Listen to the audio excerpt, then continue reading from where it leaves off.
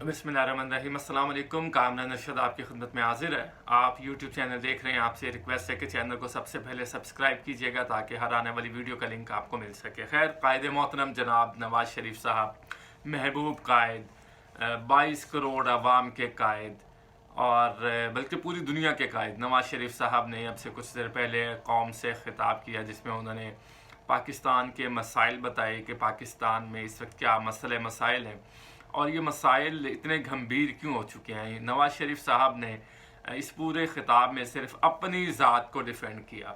नवाज शरीफ साहब ने इस पूरे खिताब में सिर्फ अपनी ही बात की। नवाज शरीफ साहब ने इस पूरे खिताब में ये ज़िक्र किया कि पाकिस्तान के मसाइल क्यों हैं, पाकिस्तान क्यों मसाइल में बिखरा और जकड़ा हुआ है, इस पर नवाज शरीफ साहब ने बात की है। खैर, सबसे पहले उन्होंने कहा कि पाकिस्तान और अवाम को किस बात की सज़ा दी गई। नवाज शरीफ साहब ने ये कौम से सवाल किया है, बल्कि उन लोगों से सवाल किया है कि पाकिस्तान और अवाम को किस चीज़ की सज़ा दी गई है। हमने अपने दौर में IMF से छुटकारा हासिल कर लिया था और हमने अपने दौर में लोड शेडिंग का भी ख़ात्मा कर दिया था। मुझे बेटे से तनख्वाह न लेने पर वजारत उज़्मा से निकाला गया। मुझे ससिलियन माफिया और गॉड फादर की गालियाँ दी गईं।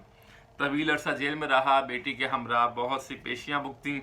इसके अलावा झूठ, फरेब और साजिश की खलई खुल चुकी है।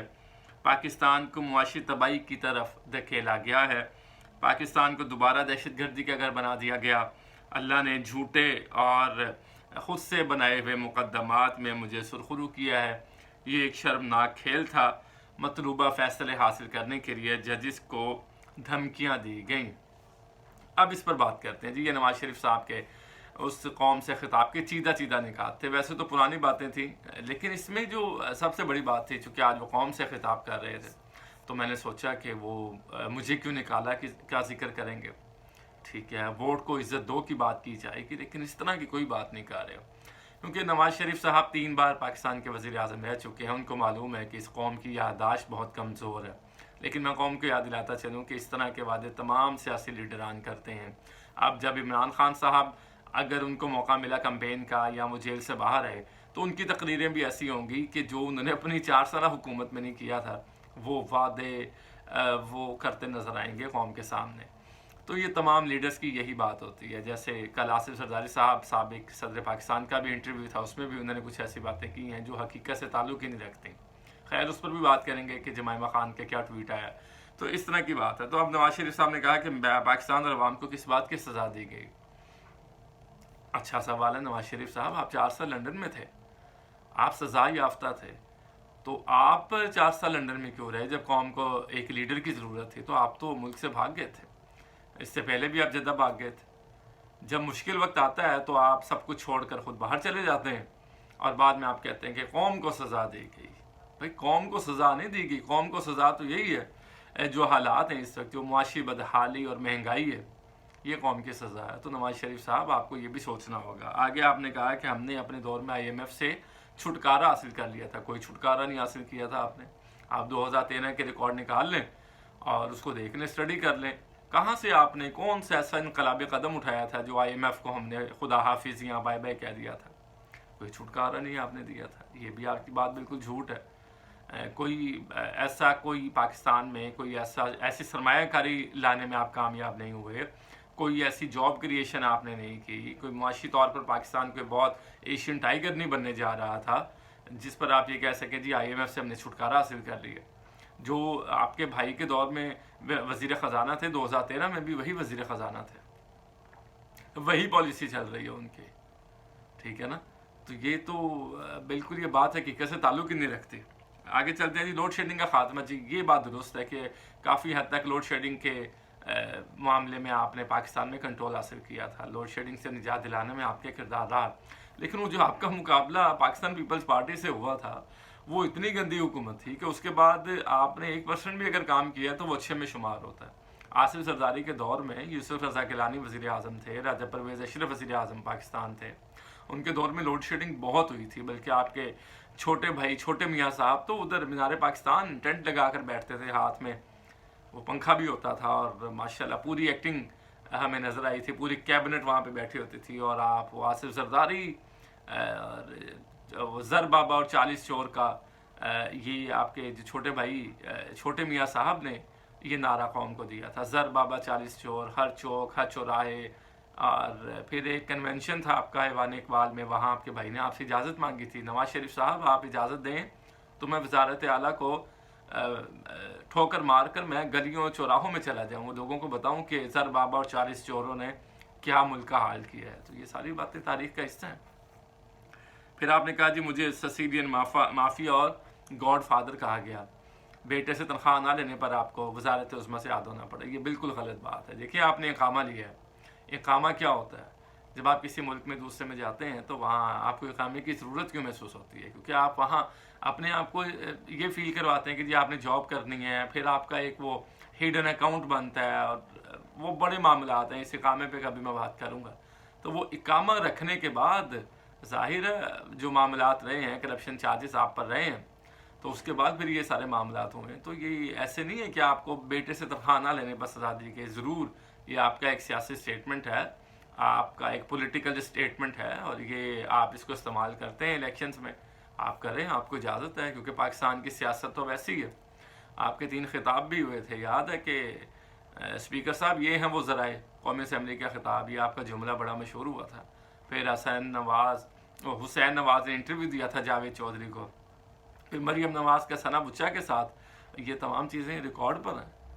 तो आप कहने कि जी आपको सिसिलियन माफिया और गॉड फादर कहा गया, तो ये बातें आपकी हकीकत से ताल्लुक़ नहीं रखती। लेकिन चूँकि अब आप आने वाले वक्त के वज़ीर आज़म हैं, और माज़रत चाहता हूँ अभी भी आपको प्रोटोकॉल तो वज़ीर आज़म पाकिस्तान का ही मिल रहा है ना, आप जहाँ जाते हैं रिलीफ आपके यहाँ मुंतज़िर होता है, मियाँ साहब आ गए हैं, ये रिलीफ आपको मिल गया।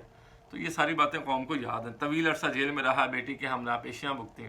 खान साहब भी इस वक्त जेल में हैं, वो भी साबिक वज़ीर आज़म पाकिस्तान है, और वो बाहर भी नहीं आ रहे। आप तो बीमारी का, वो तो बीमारी का भी नहीं कह रहे कि मैं बीमार, उनका तो कोई कारोबार भी पाकिस्तान में नहीं, ना उन्होंने कहा है कि मैं बीमार हूँ, मुझे बाहर जाने दें, मुझे हॉस्पिटल जाना है। वो भी आप ही की एज के हैं, तो वो जेल काट रहे हैं।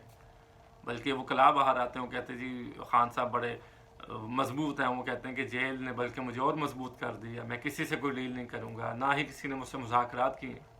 तो ये सारी बातें आप ज़रा इसको कंपेयर करें ना, कौम को ये भी याद, मैं कोई PTI की नुमाइंदगी नहीं कर रहा, लेकिन साबिक वज़ीर आज़म नवाज़ शरीफ और साबिक वज़ीर आज़म इमरान खान का मवाजना ज़रूरी है इन चीज़ों में।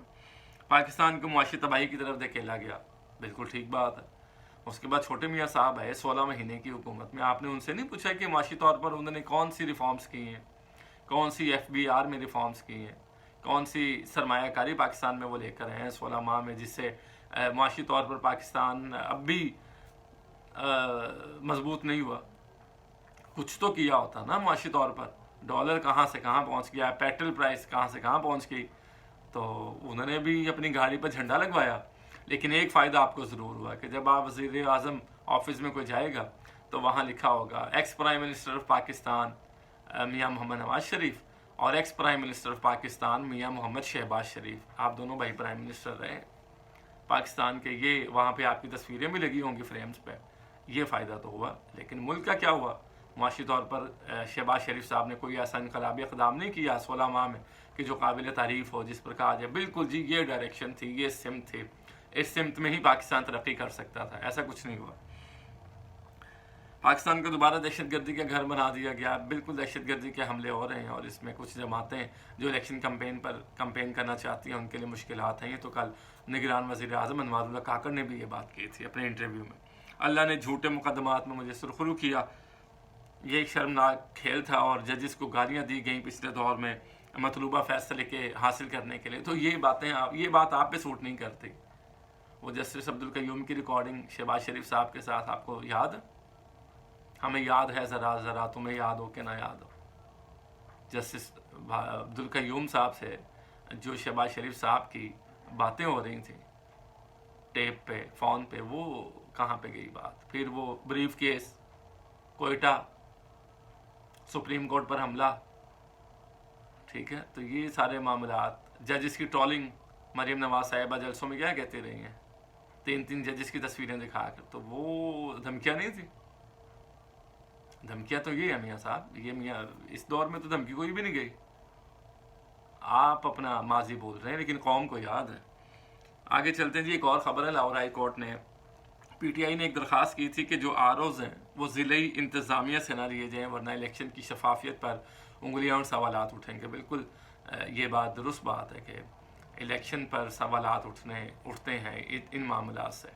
तो PTI की ये दरख्वास्त मंजूर की गई और उस पर ज़िले इंतज़ामिया में इनके अपने बंदे हैं, इससे इलेक्शन की साख मुतासिर हो सकती है, सवालात उठेंगे। तो लाहौर हाई कोर्ट ने जस्टिस अली वाक़ी नदफ़ी ने ज़िले इंतज़ामिया से इलेक्शन रुकवाने का नोटिफिकेशन, इलेक्शन जो करवाने का नोटिफिकेशन था इलेक्शन कमीशन का, ज़िले इंतज़ामिया से करवाने का, वो उसे मुअत्तल कर दिया। ना सिर्फ बल्कि मुअत्तल किया, बल्कि फ़ाइल चीफ जस्टिस को अरसाल कर दी है कि जिस पर लार्जर बेंच की तश्कील होनी चाहिए। ये अली वाक़ी नदफ़ी ने लाहौर हाई कोर्ट से ये फ़ैसला दिया है कि जी ROs का इलेक्शन नहीं होगा। तो PTI के लिए ये एक अच्छी खबर है, क्योंकि उन्होंने ये दरख्वास्त की थी कि इलेक्शन पॉइंट ऑफ व्यू से किस तरह से वो आगे जाएंगे, किस तरह से इलेक्शन करवाना चाहेंगे और इलेक्शन क्यों ज़रूरी है। ROs का इलेक्शन, आसिफ जरदारी साहब ने तो पिछला इलेक्शन भी ROs का इलेक्शन कहा था। तो ये सारे मामलात हैं। तो ये PTI के लिए एक अच्छी खबर है और देखते हैं कि अच्छी खबर ऐसी आगे कोई और अच्छी खबरें लेकर आती है कि नहीं लेकर आती है। अब इलेक्शन कमीशन को ROs की, नई ROs की तलाश है और इस तलाश में देखते हैं कि अभी आगे कितना वक्त लगता है, क्योंकि इलेक्शन का तो वक्त कम है। 8 फरवरी को इलेक्शन है, तो अब तो बहुत काम उनका हो गया। तो देखते हैं कि वो किस तरह से इस काम को मैनेज करते हैं। खैर, अब तक के लिए इतना ही। अगले वीडियो के साथ आपकी खिदमत में दोबारा हाजिर होंगे। अपना ख्याल रखिएगा। अल्लाह हाफिज़।